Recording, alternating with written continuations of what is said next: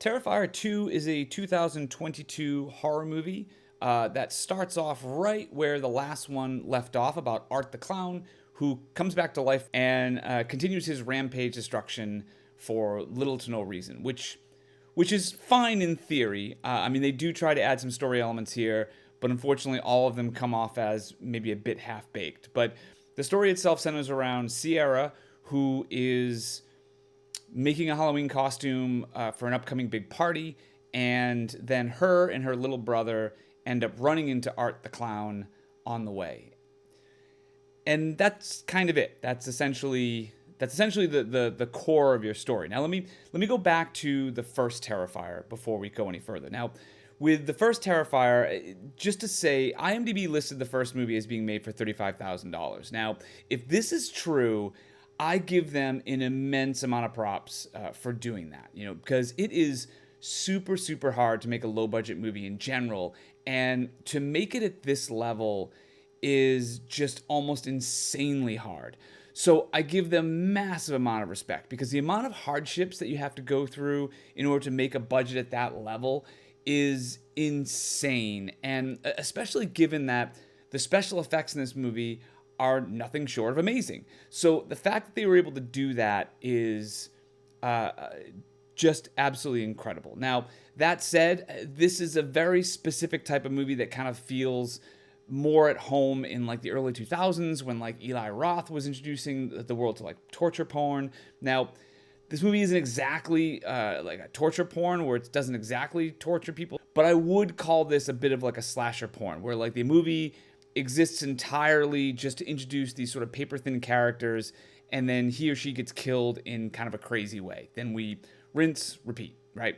So there is some weirdness here or there, but it's really just kind of weirdness for the sake of being weirdness, because the characters are just kind of so typical. But I know I found myself bored for the most part throughout the movie, because it's just sort of kill to kill to kill. There's no real tension or suspense or atmosphere. It's just sort of the kills. Now, if you're into that sort of thing, you will love this movie. It's right up your alley. I would probably have loved it when I was 15. Now, I mean, I'm not to say that to put that as a dig on this movie specifically. I just know that as I've gotten older, I have needed more than just particularly inventive kills. Otherwise, I tend to just sort of check out and start looking at my phone. Now, flash forward a couple years, we are now into Terrifier 2. Once again, massive props. Special effects here are absolutely top notch. And from what I understand, this movie cost $250,000, which, yes, is a step up, but that is still an incredibly low budget movie to get as far as it has. And so I am still incredibly impressed at what they've done. I mean, there are movies with budgets 10 times this that don't look this good in terms of special effects and blood. So really well done in that department. The only issue is sort of extension of the last one. No amount of special effects is going to really save the story, which is ultimately where the problem comes in. I mean, it's interesting, because it seems like all the problems that I had with the first one were around the fact that it's all just kind of killings, and then that's sort of it. It's just from one killing to the next, and there's nothing in between to sort of tie it together in any really great and interesting way. And what this one does, it almost tries to address it by adding a bunch of scenes and story threads around the killings themselves in order to sort of flesh all that out. But the problem is, there ends up being way too many of them that don't either go anywhere, are super flat and boring, or just drag on forever.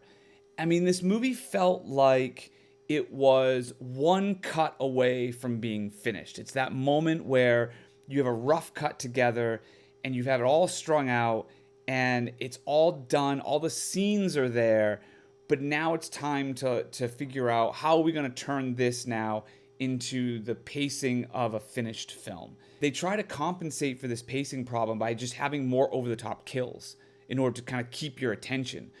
But even those kind of go on too long. And eventually, some of the kill scenes go on so long that it loses its power and effectiveness, because it's just, you keep kind of cutting back to it. And it's just like, Jesus, this is still happening? But that sort of is the crux of this entire critique of the movie. Is this movie is long. Like, I mean, really long. And for a movie this long, where they spend their time is baffling to me. So much time is wasted on some of these inane scenes where they just go way past where they should. And they introduce several story elements about Art the Clown and maybe ghost little girl that isn't a ghost sometimes and is a ghost sometimes. They a story element about the questionable fate of Sierra's dad, the fact that she got this mystical dagger from him for reasons. But I mean, none of them are actually fleshed out in any satisfying way. So, all right, so here's an example of a pet peeve I have. So, the movie clocks in at 2 hours and 18 minutes long. And Sierra, our protagonist in the movie, is unaware of the villain in this film as it relates to her specifically until the hour and 40-minute mark. I checked. I mean, God knows I had time while watching this thing. But that means that the protagonist of this movie is not connected to the main plot of this film until 1 hour and 40 minutes into the film itself. I mean, she runs into him a few times, but it doesn't have any real consequence, and it does set up some mysteries about her dad and the fact that she takes medications for reasons we don't know. But none of these things connect her to any real danger. They're sort of just ancillary stuff that's on the side. Little mysteries of like, oh, I wonder what this is going to turn into. But because none of those things really flesh themselves out in any great way, you end up in a situation where, I mean, 90 minutes into the film, she's dancing and having fun and has no real sense of impending doom or danger of the things that are around her. To me, it's hard to get on board with the main character of film if they are oblivious to the dangers around them in any real way, shape, or form. She really should have been more proactive in solving these mysteries and figuring out why she seems to have a connection with this clown or this creepy little girl, or what her connection her dad had with the drawings and why her dad killed herself and the mental stability of her dad. All of these things are interesting storylines that should have been investigated. I mean, instead we just have more and more conversations with her mom, who, good Lord, the mom in this movie made me want to scream.